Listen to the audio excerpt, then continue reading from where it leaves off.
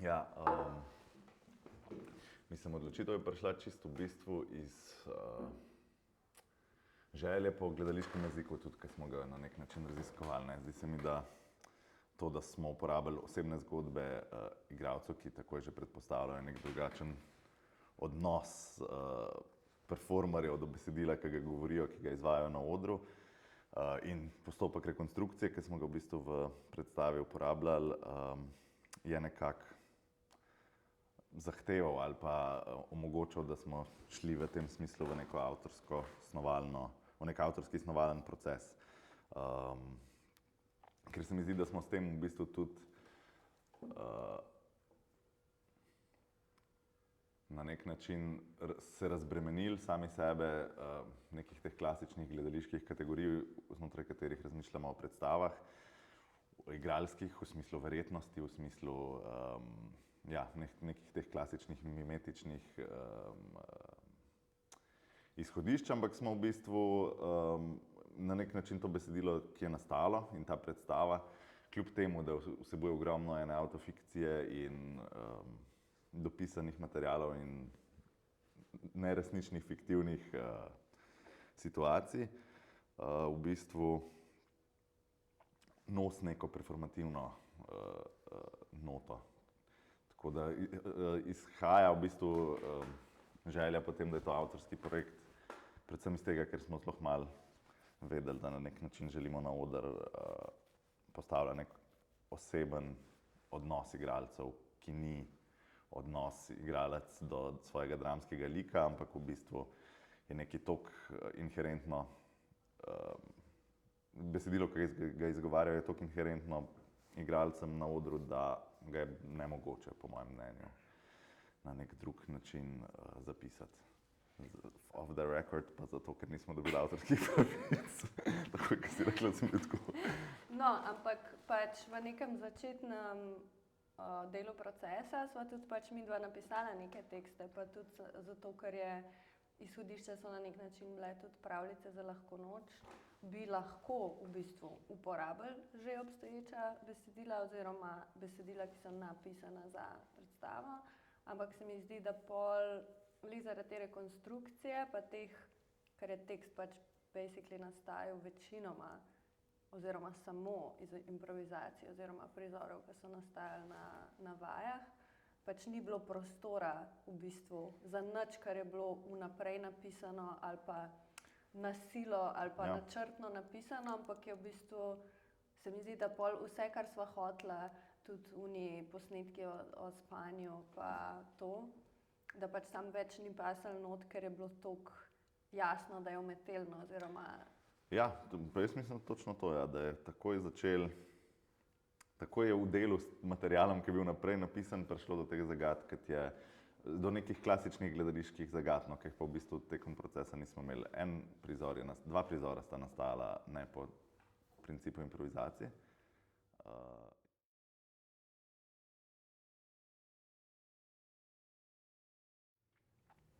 Ja, jaz mislim, da prav iz tega, da v vsej tej verbalni diareji in odvečnosti in različnih slogih njihovih pripovedi, že takih, kot so, da pač so opisani neki fragmenti, ki so njim zelo lastni. In se mi zdi, da pač smo v bistvu cel proces težili k temu, kako ohranjati neko avtentičnost materiala, kako v bistvu se spomnim, da na začetku smo se zelo bali tega trenutka, ko bo treba te improvizacije kar naenkrat ponoviti in to zdaj ne bo, ker se je zgodilo takrat in ker se je takrat zgodilo, se ne more več ponoviti, kar se v bistvu s parimi prizori na nek način zgodilo, ne, s Papigo in tako naprej. Ampak se mi zdi, da je to mogoče tudi en ključen del, zakaj to niti ni bilo tako v bistvu zahtevno potem, ne, da se ponovi neka improvizacija, ker je ohranila vse ključne elemente, tudi v bistvu ni nastavil samo dramski tekst, ampak hkrati tudi didaskalije iz teh improvizacij, ne, v bistvu pač v bistvu prav režijski napotki. Prav režijski napotki, ki potem valjda so se malo urejali, spreminjali. eni prizori so se združevali, ali pa prehajanje z enega v drugega, recimo v Angela, Prdanju in tako naprej, se je zelo, mislim, so bile to neke režijske intervencije, ampak v bistvu sami zase pa prizori so zelo igralski, no. So zelo tudi avtorstvo igralcev v vseh smislih, ne. V bistvu je bila najina naloga v veliki meri tudi to, kako potem te prizore še enkrat zagledati in jih sestaviti v neko celoto, jih spajati, jih razstavljati, jih urejati na nek način. Predvsem, kako jih povezati med sabo, ker jaz se prav spomnim, da po 1, 2, 3 tednih, ko smo že imeli praktično vse, skoraj vse prizore, razen jokanja, pa poletja, pa obešenca, smo imeli že praktično vse prizore in jaz se takrat spomnim, da mi je bilo samo tako, kako da fakt to zdaj vse skupaj dati, pa da make sense. In se mi zdi, da je bil to v bistvu edini ali pa največji tako poseg, se pravi preplesti vse te stvari med sabo pa najti neke skupne točke, ki pa tudi niso bile na silo, ker so že sami po sebi prizori imeli te stvari, samo pač poudariti je bilo treba neke elemente, da je to pol prišlo ven. Ja, jaz mislim, da je ena stvar, kar se mi zdi, da se zelo pozna v predstavi, je to, da na nek način tudi, ko so oni eno drugega improvizacije gledali in videli, kaj tudi njim deluje kot gledalci od odzunaj in tako naprej, so en drugega inspirirali za nadaljno pač ustvarjanje, ne. Recimo, vem, da Danjev prizor Labod je nastavka direkten, ki ga ni zdaj v predstavi, je nastavka direkten odziv na Filipov prizor za sončnim vzhodom in večkrat so se take stvari v bistvu dogajale, tako da se mi zdi, da tudi znotraj tega so se zgodili v bistvu neki indici tega, kako oni ustvarjajo prizore. Hkrati pa tudi to, na kateri točki sva midva v bistvu sprejela odločitev, da peljejo svoje prizore čez te 3 linije, se pravi čez te a so prizori že nastajali z mislijo na to, ali v bistvu to vse bilo poslušanje materiala? Ja, se pravi, krempeljčki, papiga v bistvu. Ne, to je kasneje bilo. To je v bistvu, pri Filipu je naključno nastajanje. Pri Danju se mi zdi, da je vseeno malo bolj bilo usmerjeno, da je ta Jakec in Fižolček zgodba v bistvu njegova neka temeljna. Ja, to mislim, da si ti enkrat rekel, da je on imel ta Fižol prizor in potem si mu ti dal še en Fižol prizor za narediti. Krempelj smo pa, mislim, da je bilo pa se naravno zgodilo, pa smo pol povezali. Ja, ker v bistvu krempelj je pač ptič, ne? Ja. Tako da to ni bilo načrtno, samo pač ptič ima krempelj. In je tako ta povezava ratala. Ja.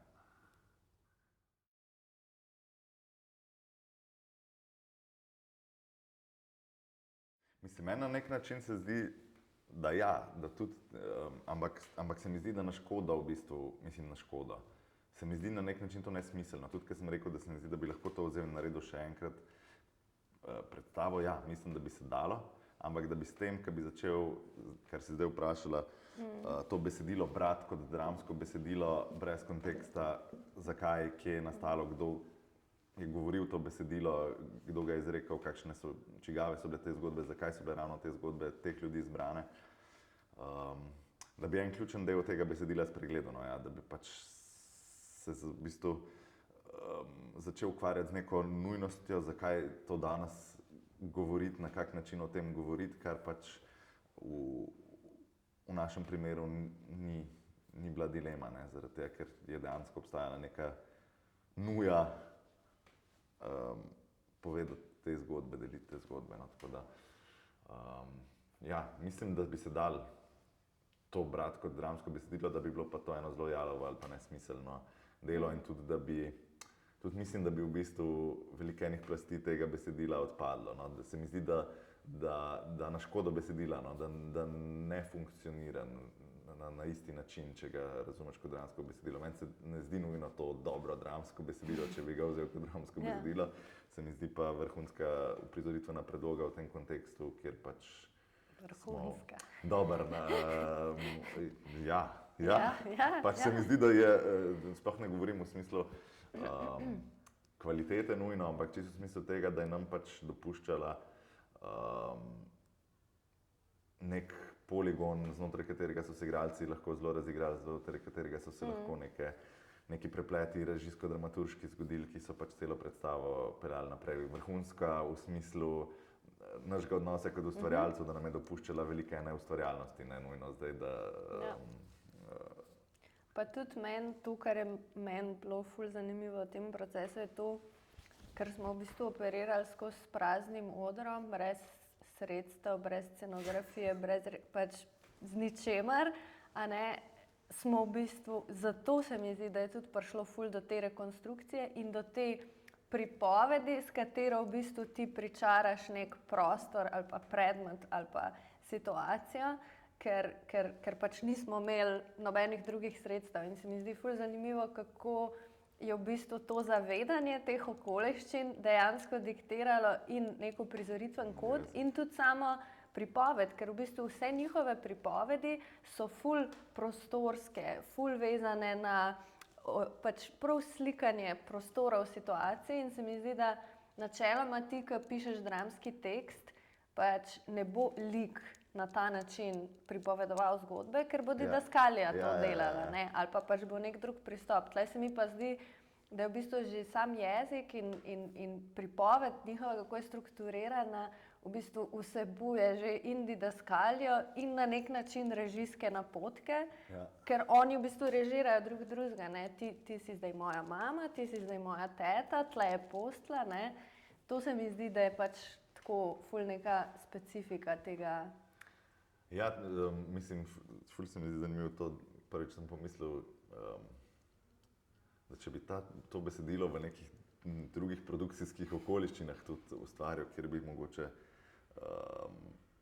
poustvarjal, ne govorim zdaj o nas, ampak če bi ga zdaj nekdo vzel in bi malo zapadel v magijo odra v smislu čist scenografije, kostumografije in tako naprej, se mi zdi, da bi bil en tak spolzek teren,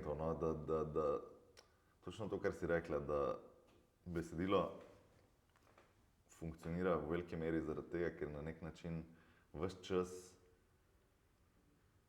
dodeljuje vloge in prostoru, v katerem se dogaja, in mislim igralcem drugim in tudi občinstvu na nek način, ker za trenutek dobijo vlogo in to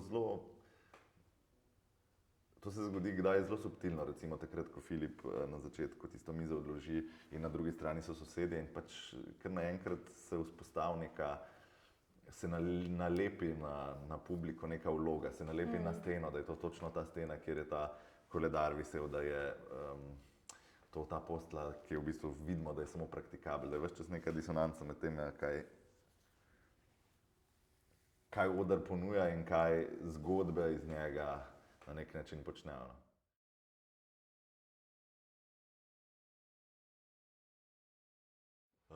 Ja, v tem smislu se mi zdi ključno to, da smo zbrali, da je vse to, v bistvu, da so vse spremembe, vse intervencije v resnične zgodbe bile v nekem konsenzu z igralci in hkrati tudi nasploh se mi zdi, da smo izbirali zgodbe, do katerih že obstaja neka zelo v bistvu stabilna distanca, ali kako bi rekel, da se nekdo ne bi počutil dobro v svoji koži spreminjati neko zgodbo. Tudi se mi zdi, da mogoče, ja, da smo, no vse to, ja, da smo zbrali take zgodbe, ki so to dopuščale in da je bilo ključno, da se to zgodi v dialogu in strinjanju z igralci. Se mi zdi pa pač, ja, da smo v bistvu od prve vaje nekako vseeno vedeli, čemu sledimo, da sledimo tej neki temi malo eskapizma, hotenega nevednega, obujanja nekih upov ali pa na nek način tudi mogoče, da prek tega, da se ena zgodba lahko spremeni, postane to neko stališče ali pa neko maščevanje ali pa da v bistvu lahko preko teh zgodb tudi obračunajo z nečem, kar se je zgodilo enkrat v njihovem življenju. Tako da imel sem ful dobre klavže. No, kaj pa ti misliš o tem? Ja, meni se mi zdi, da je bilo zelo spoštljivo in konsenzualno, pač, ker smo tudi taka ekipa bili, da je bilo to z lahkoto skomunicirati. Se pa spomnim pač te male zagate, ki je bila glede sončnega vzhoda, ki je to v bistvu edina zgodba, ki ni od osebe, ki jo pripoveduje na odru. Tam se spomnim, da sva imela debato o tem, a je zdaj to kul ali ne, in pa smo se s Filipom ful pogovarjali in s Svitom ful pogovarjali. V bistvu je njegov predlog to.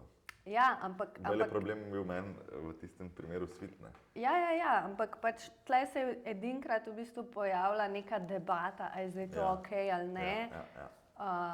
Čisto zato, ker se mi zdi, da itak iz spoštljivosti do občutljive tematike, ampak tudi predvsem, ker se mi zdi, da smo toliko avtentično pač res ne fejkali nič, da je to v bistvu edina stvar, ki smo jo fejkali, oziroma na ta način, da pač jo je govoril nekdo drug, da je tudi to bil en moment. A veš, če imamo zdaj res celo predstavo, ki res temelji na neki avtentiki, pa spominu, pa